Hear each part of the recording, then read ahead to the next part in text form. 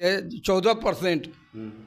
और बाकी हम लोग का है घास भूसा है, पैदा नहीं, उन्हीं घर में पैसा पैसा होता है हैं? हम लोग का खाली गाय भैंस पैदा होती है, उनके घर में बेटा पैदा होता है, बेटी पैदा होती है। वो जितना हमको गिराने का ये प्रयास कर रहे हैं जाति व्यवस्था पर चाहे पार्टी व्यवस्था पर, जितना ये लोग गिराने का कोशिश कर रहे हैं, हम हारे नहीं हैं, थोड़ा सा रुके हुए हैं, मरे नहीं हैं। हम जीतेंगे और लड़ेंगे भी और जीत कर भी दिखाएंगे। जो 3% में है उसके पास 9% 14% भूमि है। हम भी इस देश के वासी है ना, हम ही मूल निवासी है ना, हमारे पास क्यों नहीं हो रहा? मेरा नाम हरेंद्र बसंत है। आप देखना शुरू कर चुके हैं जनतंत्र खबर। बिहार सरकार द्वारा जातिगत जनगणना का डाटा पब्लिक कर दिया गया है। कुछ नेता इसका विरोध कर रहे हैं और कुछ नेता इसका समर्थन कर रहे हैं। मैं नाम नहीं लूँगा। इस डाटा को बीएसपी के लोग कैसे देखते हैं, इसी संबंध में बात करने के लिए बीएसपी के वरिष्ठ नेता सुभाष अम्बेडकर जी हैं। आइए इस आंकड़े पर बात करते हैं कि इनकी क्या राय है। सबसे पहले स्वागत है सर आपका हमारे चैनल में। आपका भी स्वागत है, साथ में आपसे जुड़े तमाम लोगों का भी मैं स्वागत करता हूं आपके चैनल के माध्यम से। बिहार सरकार द्वारा आंकड़ा जारी किया गया है और उस आंकड़े को पहले तो ये बताइए कि उस आंकड़े को कैसे देखते हैं जो जारी किया गया है जातिगत जनगणना का। ये जो आंकड़ा जो बिहार सरकार का आया हुआ है, इस पर हम क्या कहें, सरकार उन लोगों की चल रही है।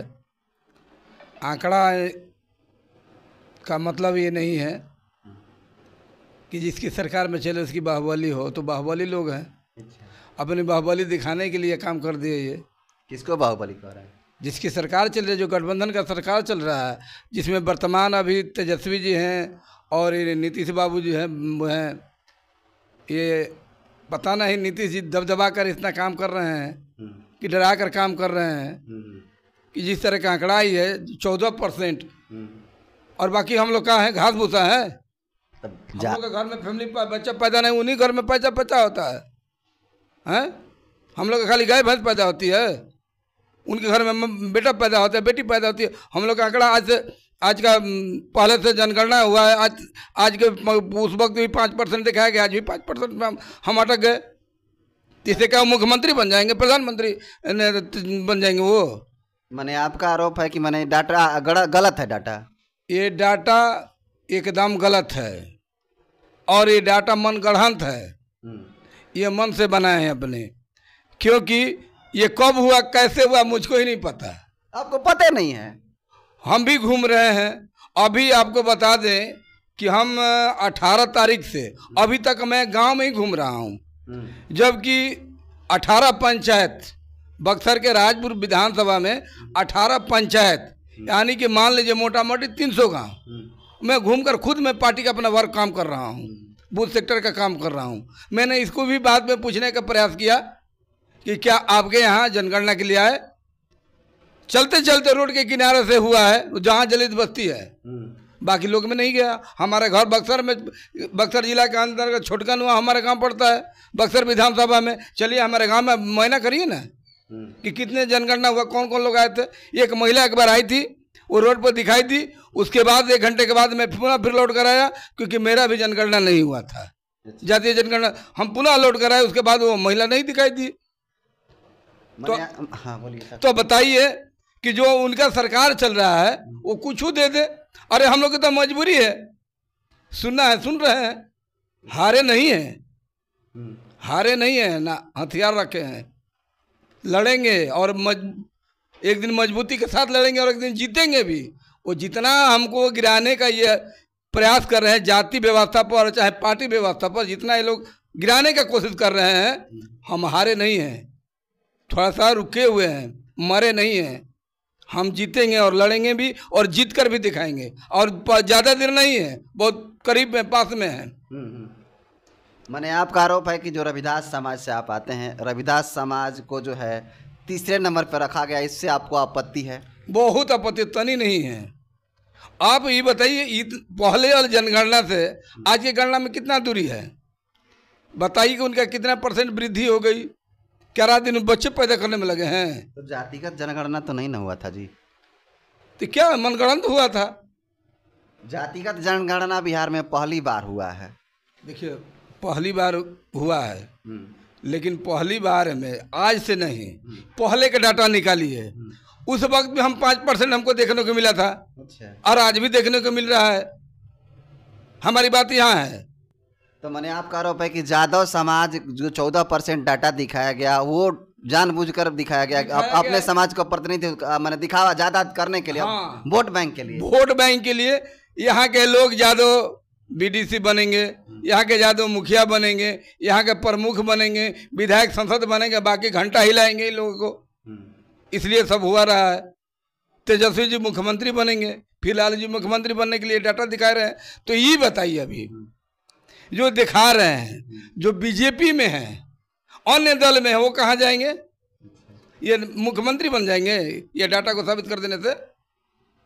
और राम कृपाल यादव आरजेडी से थे, भाजपा में चले गए, वो दवा नहीं ठोकेंगे। बीजेपी वाला नहीं कहेगा कि राम कृपाल यादव है, ये भी 14% वाले, इनको भी प्रधानमंत्री या मुख्यमंत्री बना दो, तो क्या कहेंगे? ये मायावती जी तो इसका समर्थन किए हैं। देखिए, पार्टी की बात है, बहन जी के हमारे नेता हैं, मैं उनके भी बात को मानता हूँ और मान रहा हूँ भी, ठीक ना।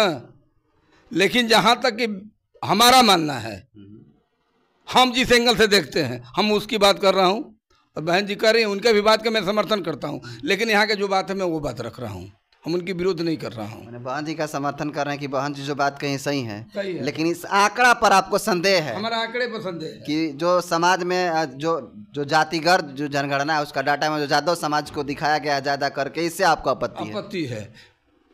जहाँ तक देखिए, जैसे भी हमारे नेता हैं वो नज़र से देख रही हैं, मैं उसको मानता हूँ कि सही है। लेकिन जो गांव में घूमने के आधार पर, देखने के आधार पर, कई गांव ऐसा दिखाई दे रहा है कि यादव भाई नहीं है। अब हमारे यहीं पॉपुलेशन में देखा जाए तो यादव बहुत कम है। यहाँ राय जी हैं, उसके बाद में दूसरा स्थान पर चमार जाति से आते हैं, तीसरा स्थान पर यादव समाज होते हैं। तो एक गांव में नहीं ऐसा हो सकता, हर गांव में ऐसा है कि मैंने यादव की संख्या गांव कम की हो। नहीं बात कर, गांव में तो यादव हमारा ही नहीं है। अच्छा। हमारे गांव में ये घर यादव। तो आप कहाँ की बात कर रहे हैं? हमारी पंचायत की बात कर रहा हूँ, छोटकन पंचायत की बात कर रहा हूँ। यादव की संख्या कम है? यादव की संख्या कम है। आकाश आनंद जो है राष्ट्रीय कोऑर्डिनेटर हैं बहुजन समाज पार्टी के, उनका कहना है कि जो डाटा है ठीक है, लेकिन इसके अलावा जो है भूमि का भी जनगणना होनी चाहिए कि किसके पास ज़्यादा भूमि है, ज़मीन किसके पास ज़्यादा है, यानी लैंड सेंसस भी होना चाहिए। उनकी ये मांग है आकाश आनंद जी की, इसको आप कैसे देखते हैं? ये मैं धन्यवाद करता हूँ आकाश आनंद जी को, जो उन्होंने क्वेश्चन किया। यही होता है मिशन। जो महापुरुष ने जो लड़ाई लड़े थे और लड़ते आ रहे हैं, ये लड़ाई बहन कुमारी मायावती जी के नेतृत्व में चल रहा है, और उस नेतृत्व के अंदर आकाश आनंद जी घूम रहे हैं। तो जो लड़ाई वर्षों से चल रहा है सामाजिक परिवर्तन का, तो सही उन्होंने कहा है कि जो किसी के पास आंकड़े के मुताबिक जो 3% में है, उसके पास 9%, 14% भूमि है। हम भी इस देश के वासी है ना, हम ही मूल निवासी है ना, हमारे पास क्यों नहीं हो रहा है? क्या हमारी माँ बच्चा पैदा करने में परेशान थी और उनकी माँ जमीन पैदा करने में परेशान थी? वो उनका बढ़ता गया, रबड़ तो नहीं था, खींचते खींचते लंबा हो गया। ये अंग्रेजों के समय में अंग्रेज गया, ये लोग अंग्रेजों के साथ थे, ये लोग के देख रेख में था व्यवस्था। अंग्रेज गए और जो व्यवस्था इनके पास था उनके पास से उनके पास ही रह गया। उसको आज तक जो व्यवस्था थी उनके पास ही रह गया। उसके बाद देश में जो अंग्रेज को भगाने का आंदोलन हुआ तो अंग्रेज तो गए, लेकिन इसी बात को बाबा साहब का डर था कि हम पूरे देश अंग्रेज से जूझ रहा है, देश भगाने के लिए हम स्वतंत्र हो जाए। लेकिन बाबा साहब को, सिर्फ बाबा साहब को ये बात का तकलीफ था कि अगर अंग्रेज तो चले जाएंगे, लेकिन हमारे पिछड़े समाज, अति पिछड़े समाज में खास करके दलित समाज जो गुलामों का गुलामी है, वो टूटेगा कि नहीं टूटेगा। तो इस पर मंथन चिंतन किए थे, और वही लड़ाई आज भी है। माने आपका मानना है कि कास्ट सेंसस माने जातीय जनगणना जैसा हुआ है, उसी तरह से जमीन का भी जनगणना होना चाहिए, किसके पास कितना जमीन है एकदम होना चाहिए। तब खुलेगा कि ये 3% वाले चाहे 14% वाले कितने धन में है, कितने लैंड जमीन में भी है, कितने, यही नहीं रोजगार में भी पता चल जाए। होना चाहिए कि ठेकेदारी में कितने % लोग हैं, उसके बाद जो है कि नौकरी पेशे में कितने लोग हैं, कितने पढ़कर नौकरी किए हैं, फॉरवर्ड क्लास के लोग कहता है कि हम लोग मेहनत करके ज़मीन बनाए हैं इतना। मेहनत करके हम लोग से ज़्यादा मेहनत करते हैं, हम लोग से ज़्यादा वर्क करते हैं। क्या मेहनत करते हैं वो है? दलाली में ज़मीन बेचते हैं, ज़मीन किसी और का, वही ज़मीन कभी कभी तो देख रहे हैं कि ज़मीन एक बक्सर में ऐसा घटना हुआ है, एक मुसलमान महिला थी, वो अपना ज़मीन 1 कट्ठा बेच रही थी। वो गए लोग लिखाने के लिए, उसका पूरा 2 बीघा ज़मीन ही लिखा गया। अब इसका एक पुत्र था, उस पर धमकी दिया गया कि ज़्यादा चाव चाव करेगी तो तुम्हारे बेटे को मार दिया जाएगा। वो बेचारी चुप हो गई। अभी हम यहाँ जो ज़मीन सहमतियों से लड़ रहे हैं, आप यहाँ बैठे हुए हैं, ये अभी तक साबित नहीं कर पाए कि ज़मीन किसके नाम से कब्जा उनके पास है, लेकिन ज़मीन कागज़ किसके नाम से उनको पता नहीं है। पर्सनल चीज़ों पर नहीं जाना चाहेंगे हम।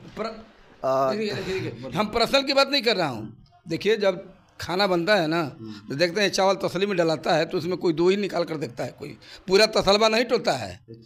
उसमें 2 ही निकाल कर देखने मिलता है तो पता चलता है कि नहीं पूरी तसले का चावल 2 किलो है चाहे 10 किलो हो, पक गया है। मैं हम पर्सनली बात नहीं कर रहा हूँ। बात यह है कि जो ज़मीन वाला जो मामला है,